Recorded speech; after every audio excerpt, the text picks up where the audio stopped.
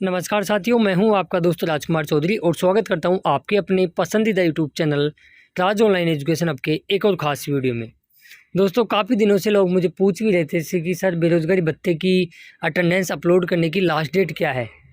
क्या हम अगले महीने यानी सितंबर में अपलोड एक साथ अप्रैल, मई, जून, जुलाई, अगस्त और सितंबर तक की एक साथ अटेंडेंस अपलोड कर सकते हैं क्या? और अभी कोई इसकी लास्ट डेट है क्या? तो मैं आपको कहूँगा, क्योंकि ये वीडियो बनाने का उद्देश्य आपको डराना नहीं था, लेकिन आपको अपडेट देना भी बहुत ही ज़रूरी हो जाता है, क्योंकि मैंने वो फेज़ देखा हुआ है 2022 के अंदर, जब इंटर्नशिप योजना लागू हुई थी तो लाखों की संख्या के अंदर लोगों के बेरोज़गारी भत्ते के फॉर्म स्टॉप हुए थे। उन्होंने इतनी मेहनत की थी, फॉर्म भरा, सारा कुछ किया, और जब फॉर्म अप्रूव हुआ और फिर एक छोटी सी गलती या यूँ कहे कि बिना इन्फॉर्मेशन या बिना सूचना के यदि आपका भत्ता फिर बंद हो जाता है तो पीड़ा बहुत ही होती है। मैं इस चीज़ को समझ सकता हूँ। उस फेज़ में भी मैंने आप लोगों की ये समस्या देखी थी। तो आपसे विशेष रिक्वेस्ट है कि इस वीडियो को एंड तक ज़रूर वॉच करें। इसके अलावा रक्षाबंधन से पहले पेमेंट आएगा क्या, काफ़ी लोग पूछ रहे हैं, उसके बारे में बात करेंगे आचार संहिता, जो आदर्श आचार संहिता इन दिनों में लग चुकी है राजस्थान के अंदर। बेरोजगारी भत्ते के कौन से काम होंगे, कौन से नहीं होंगे, पूरी सूची मैं आपके लिए लेके आया हूँ। अप्रैल, मई और जून, जुलाई 2026 बिल पास के बारे में भी हम बात करेंगे मार्च तक बिल पास हो गए, जनवरी, फरवरी और मार्च तक के, और पेमेंट नहीं है, कब तक आएगा, पूरा एक एक बिंदुवार आपको डिटेली बताना चाहूँगा। तो आप वीडियो को एंड तक जरूर देखें, काफ़ी यूजफुल इन्फॉर्मेशन मिलने वाली है। चलिए आगे बढ़ूँ, उससे पहले सभी साथी से रिक्वेस्ट रहेगी कि जो साथी चैनल पर नए हैं, चैनल को अब तक सब्सक्राइब नहीं किया जरूर कर ले और नोटिफिकेशन बेल को दबा के उस पर क्लिक कर ले, ताकि बेरोजगारी भत्ते से रिगार्डिंग आने वाली हर एक अपडेट सबसे पहले उस सटीक इन्फॉर्मेशन आप तक पहुँच सके। साथियों, आप अपनी एसएसओ आईडी जैसे ही ओपन करोगे, वहाँ ओटीपी लगाने के बाद में आपके पास इस प्रकार का एक टॉपअप मैसेज वहाँ शो करता है। इसमें सारी चीज़ें वही चीज़ बता रखी है कि 1.0 जो पोर्टल था ईएमएस, और उसको 2.0 यानी ईएमएस 2.0 के अंदर बदल दिया गया है, प्रारंभ कर दिया गया है। और इसमें दे भी रखा है कि आप अपनी कार्यालय के अध्यक्ष की जो आईडी है वो मैप कराएं, और अपने रोजगार कार्यालय में मैपिंग के लिए रिक्वेस्ट भिजवाइए, ताकि आप ऑनलाइन आपका अधिकारी आपकी अटेंडेंस अपलोड कर सके। काफ़ी लोग फ़ोन करते हैं कि सर, हमारा अधिकारी की एसएसओ आईडी, कई लोग मुझे ये भी पूछते हैं कि सर, हमारी एसएसओ आईडी से अटेंडेंस अपलोड कैसे करें। 2 महीने से भैया मैंने इतनी वीडियो बना दी, फिर भी अभी तक भी लोग हाथ पे हाथ धर के बैठे हुए हैं। ये सोच रहे हैं कि मेरा अधिकारी मेरी एसएसओ आईडी मैप कर देगा जब उनके पास आदेश आएगा। कुछ नहीं होगा। ये टॉपअप मैसेज एक आपके लिए वार्निंग है, क्योंकि इसमें दे भी रखा है कि अपलोड नहीं होने की स्थिति में योजना के अनुसार, नियम अनुसार आपका भत्ता बंद हो जाएगा। कुछ नहीं बिगड़ेगा, अधिकारियों का कुछ नहीं बिगड़ेगा, उसमें भत्ता आपका बंद होगा, नुकसान आपको होगा।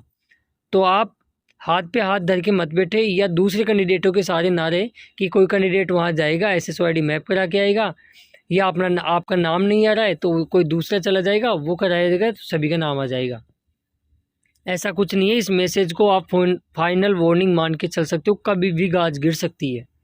तो जल्द से जल्द यदि आपका अधिकारी मैप नहीं कर रहा है, आनाकानी कर रहा है, आदेश का हवाला दे रहा है, तो उस अधिकारी के मोबाइल नंबर लेके आप अपने रोजगार कार्यालय जाके अधिकारियों को, जिला रोजगार अधिकारी को बताइए कि सर वो मैप नहीं करें, आप उनको आदेश दो या उनसे बात करो आप।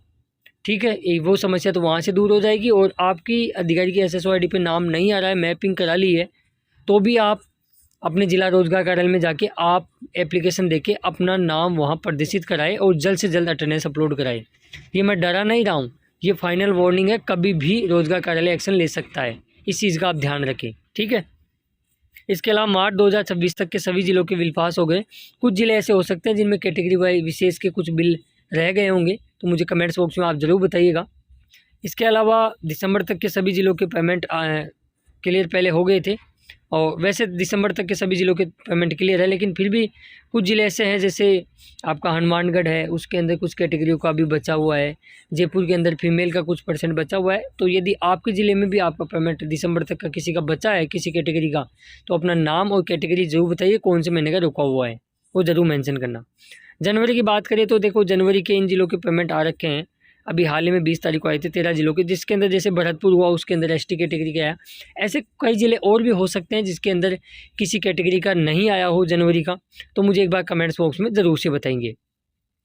बात करें फरवरी 2026 का, वही भरतपुर के अंदर एसटी कैटेगरी का नहीं आया, एसटी कैटेगरी का ही आया, बाकी का नहीं आया। या और भी कोई ज़िला ऐसा हो सकता है जिसके अंदर किसी कैटेगरी विशेष का रुका हुआ हो, लेकिन इन नामों को मैं इसलिए बता रहा हूँ क्योंकि इन ज़िलों के अंदर पेमेंट आया, भले ही वो चाहे एक कैटेगरी का आया हो, लेकिन इन ज़िलों का पेमेंट आ चुका है। यदि आपका नहीं आया तो अपनी कैटेगरी और कौन से महीने का नहीं आया मुझे ज़रूर मेंशन करें। मार्च की बात करें, अब जैसे सवाई माधोपुर को उठा के हम देखें तो सवाई माधोपुर हुआ, जोधपुर हुआ, इनके अंदर कुछ % लोगों का पेमेंट है वो आया है, इसलिए मैंने यहाँ नाम लिखा है।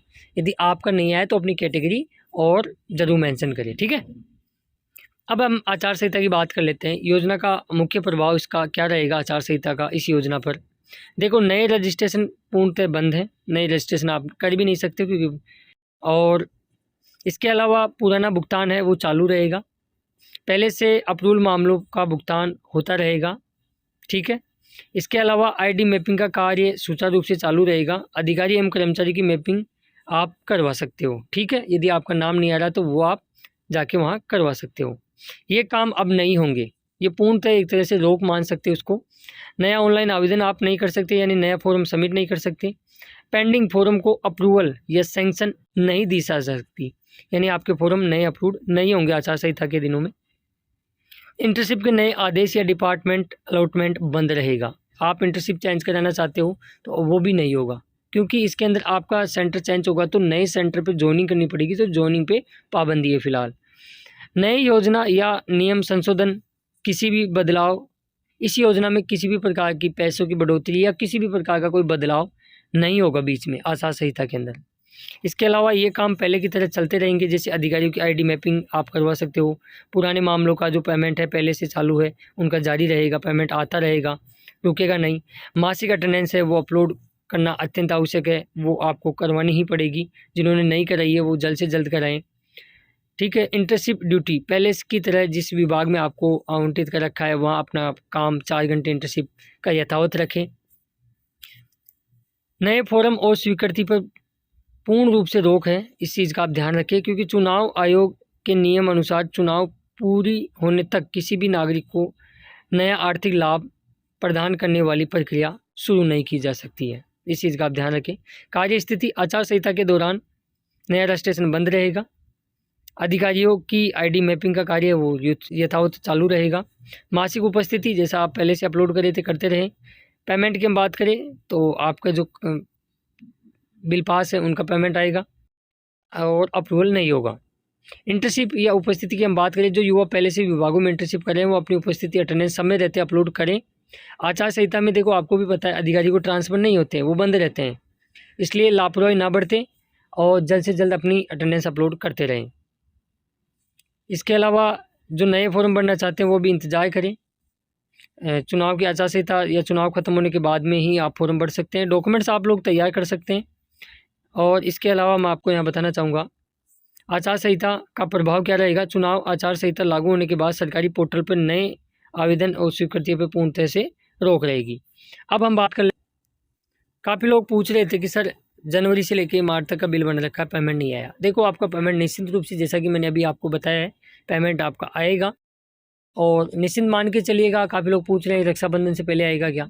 देखो ये तो क्या है, जैसे ही ईसीएस वहाँ से हो जाएगा तो आपका पेमेंट ट्रेजरी आपके खातों में डाल देगा, उसकी कोई बड़ी बात नहीं है, पेमेंट आपका डेफिनेटली आएगा।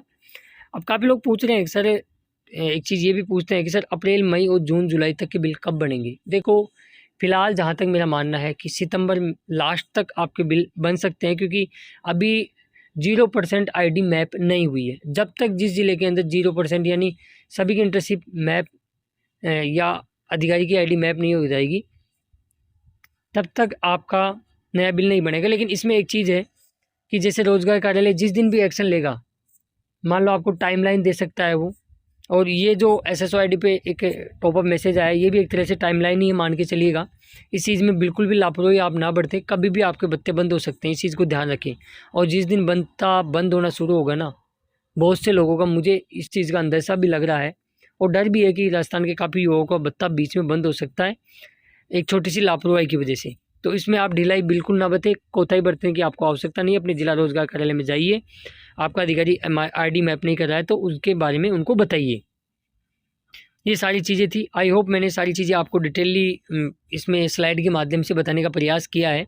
फिर भी यदि कोई आपका अन्य डाउट रहता है तो मुझे कमेंट्स बॉक्स में कमेंट्स करें, आपका वो रिप्लाई भी हम देने का प्रयास करेंगे।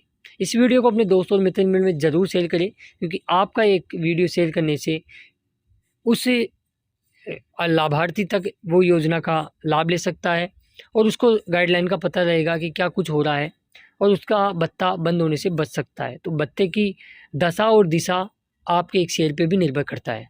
मैंने अपना दायित्व निभा दिया है, अब दायित्व आपका बनता है कि कितने लोगों को आप शेयर करके उनका भत्ता बंद होने से बचा सकते हो। चलिए मिलते हैं नेक्स्ट वीडियो में खास अपडेट के साथ, तब तक के लिए जय हिंद, जय भारत, जय हिंदुस्तान। धन्यवाद दोस्तों वीडियो देखने के लिए। स्त्रीम मस्त।